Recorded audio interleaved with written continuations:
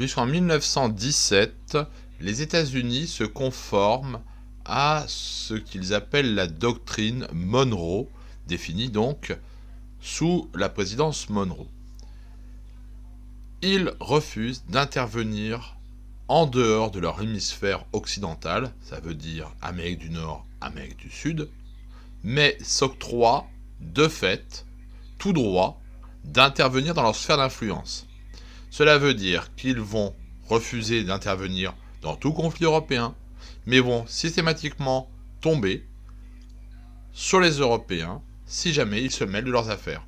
Ils ont donc soutenu le Mexique en sous-main lorsque la France, par exemple, s'est lancée dans l'aventure mexicaine au XIXe siècle.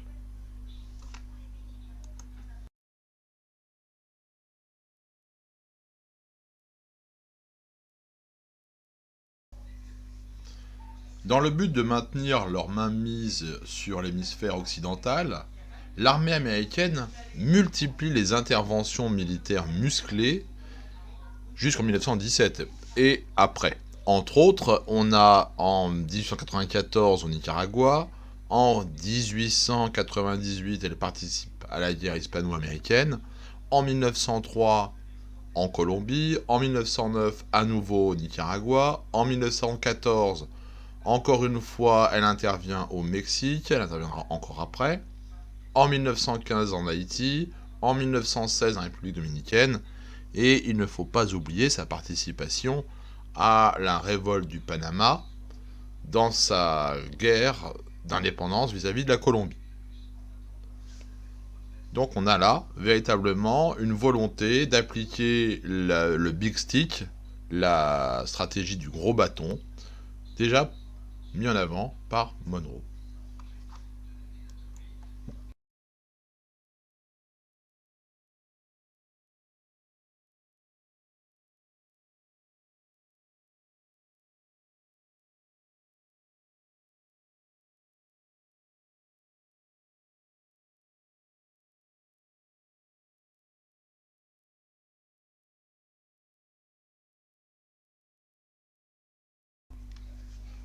Trois éléments vont précipiter l'entrée en guerre des USA dans cette guerre européenne.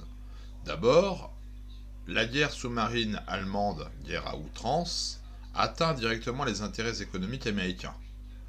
Occasionnellement, elle fait des victimes américaines, ce qui frappe l'opinion publique, et donc entraîne la montée d'un certain sentiment anti-germanique.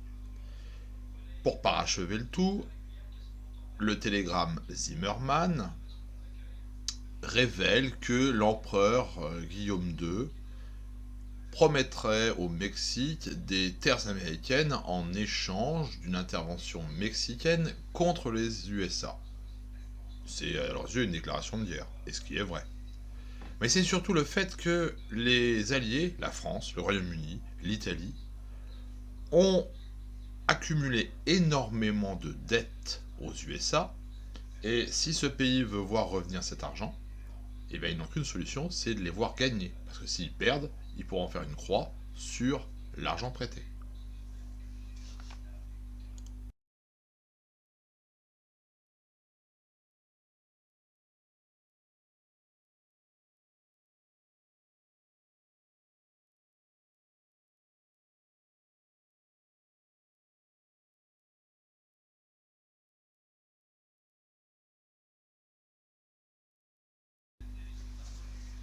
Dans cet extrait du discours du président Woodrow Wilson, les États-Unis acceptent d'entrer en guerre, mais il est obligé de l'enrober de certaines valeurs. Et il revient sur cette histoire des navires américains coulés. Il met en avant le fait que le peuple américain, qui était jusque-là neutre, doit intervenir pour sauver la paix, mais aussi pour sauver la démocratie, puisqu'il s'en prend, et les Américains s'en prennent, à des gouvernements autocratiques. Donc, pour des raisons économiques, ils interviennent, mais il faut quand même l'enrober de valeurs plus importantes.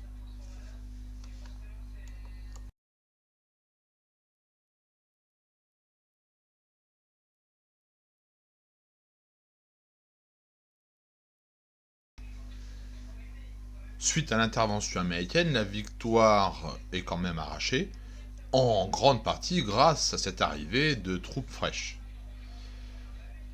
Mais le traité de Versailles, pour des raisons purement politiques, n'est pas ratifié par les USA. Le Sénat américain étant devenu à majorité républicaine, il sanctionne un démocrate et les Américains, les USA, vont retourner à l'isolationnisme.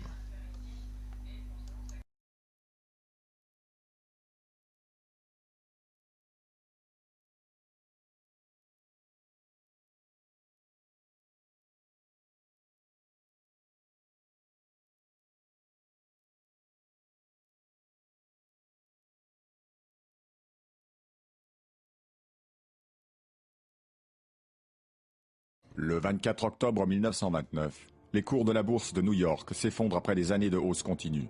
C'est le jeudi noir. L'action concertée des banquiers enraye le krach en fin de séance, mais la chute vertigineuse reprend la semaine suivante. En quelques jours, les gains de l'année sont effacés, l'effondrement ruine des centaines de milliers de ménages et marque le commencement de la Grande Dépression. Depuis le début des années 20, les États-Unis vivaient une ère de prospérité avec des perspectives de croissance et de progrès qui semblaient illimitées. La spéculation bat tous les records et l'achat à crédit des titres favorise l'inflation boursière. Mais au cours de l'été 1929, un ralentissement économique se fait sentir et un plan de relance doit soutenir les agriculteurs. L'effondrement boursier n'est alors qu'un premier pas dans la crise. La ruine des spéculateurs à crédit conduit à une vague de faillites bancaires. Le surendettement des fermiers du Middle West prolonge le cycle des défaillances. La confiance dans le système financier est ébranlée. En 3 ans, les ruées sur les dépôts font disparaître la moitié des banques aux États-Unis. Les mesures protectionnistes étendent la crise à l'Europe. L'Allemagne, sous le poids des dettes et des réparations de guerre, est menacée de faillite par le retrait des crédits américains en juillet 1931. 2 mois plus tard, la Grande-Bretagne plonge à son tour et doit décréter le flottement de la livre sterling. Le crédit se tarit, la production et le commerce international s'effondrent, le chômage explose.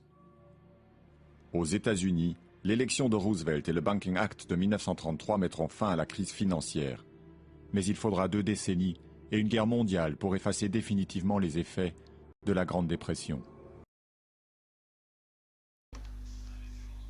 Bien, le jeudi 24 octobre 1929, un krach boursier va plonger d'abord les USA, mais ensuite le monde, dans une crise économique qui va avoir des conséquences politiques très importantes en Europe et dans le monde.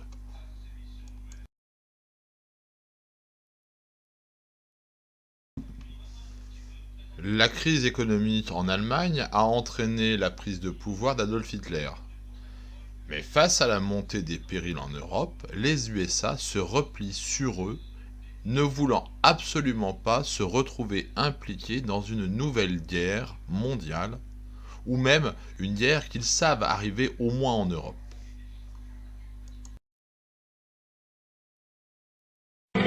Ce qui suit est arrivé le dimanche 7 décembre 1941 à Hawaï dans le Pacifique. Ce jour-là, les porte-avions américains Enterprise et Lexington croisent à des milles de Pearl Harbor où, exceptionnellement, la flotte américaine encombre la rade.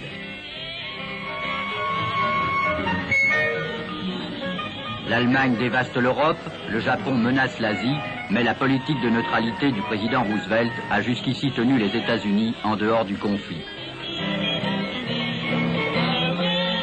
Les équipages sont en permission, en dépit de la vague d'espionnite qui agite l'état-major, plusieurs espions japonais ayant réussi à transmettre à Tokyo des photos des installations portuaires.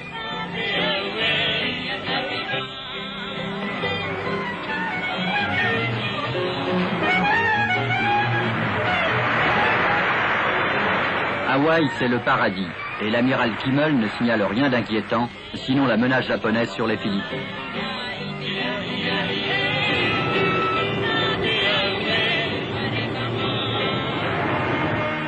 La plus grande partie de la flotte nippone cingle cependant vers Hawaï, où l'on pense à tout, sauf à la guerre. 7h10, les porte-avions japonais se mettent face au vent.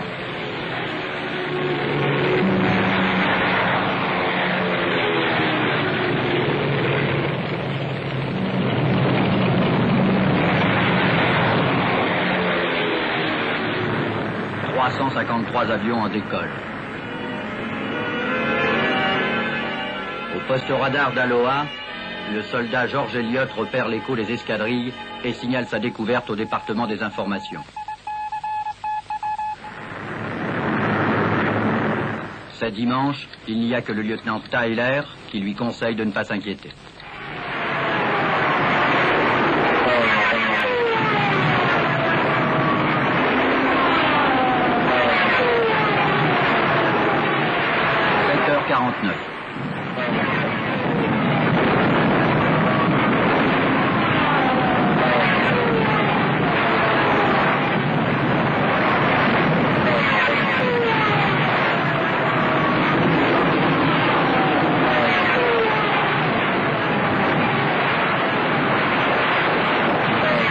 À Hawaï, on croit encore à des manœuvres réalistes de la marine.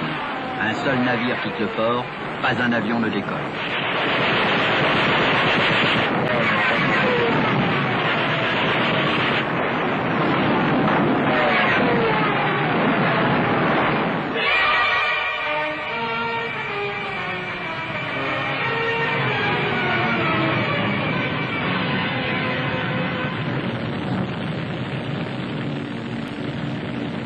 « 9h30. 6 croiseurs, 8 cuirassés, 18 contre-torpilleurs, 5 porte-hydravions brûlent. Et à 12h20, à Washington, le président Roosevelt arrive au Capitole. Toute son attitude est significative de la fureur de la nation américaine. Fini la neutralité, c'est la guerre. Et à 12h30, à Tokyo, l'amiral Tojo annonce: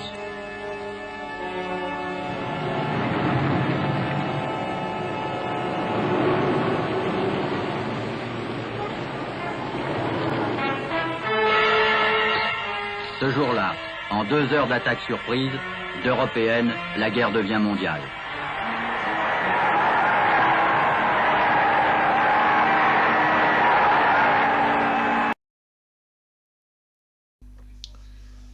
Le 7 décembre 1941, à Pearl Harbor, donc dans l'archipel d'Hawaï, les USA sont attaqués par surprise au matin par les forces japonaises. Cette attaque surprise, les oblige à entrer en guerre. Et comme le Japon qui vient de les attaquer est allié à l'Allemagne nazie et à l'Italie fasciste, les USA déclarent la guerre à l'Allemagne et à l'Italie aussi.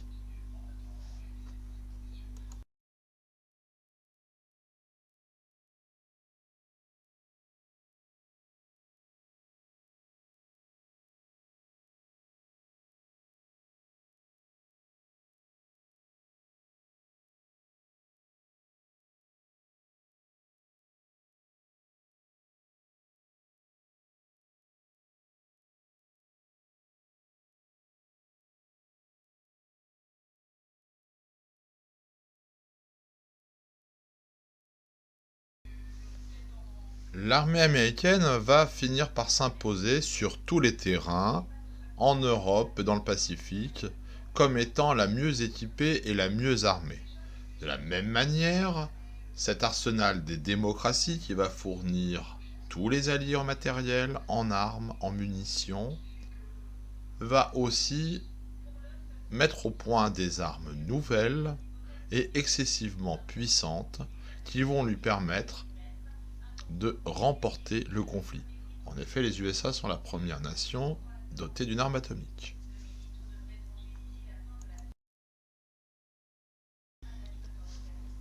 Donc, aux conférences de Yalta, alors que l'Allemagne se bat encore, puis à Potsdam, une fois que l'Allemagne a été vaincue, les trois puissances qui ont remporté cette guerre vont s'entendre et redessiner le visage du monde. Les USA s'imposent donc comme un leader mondial.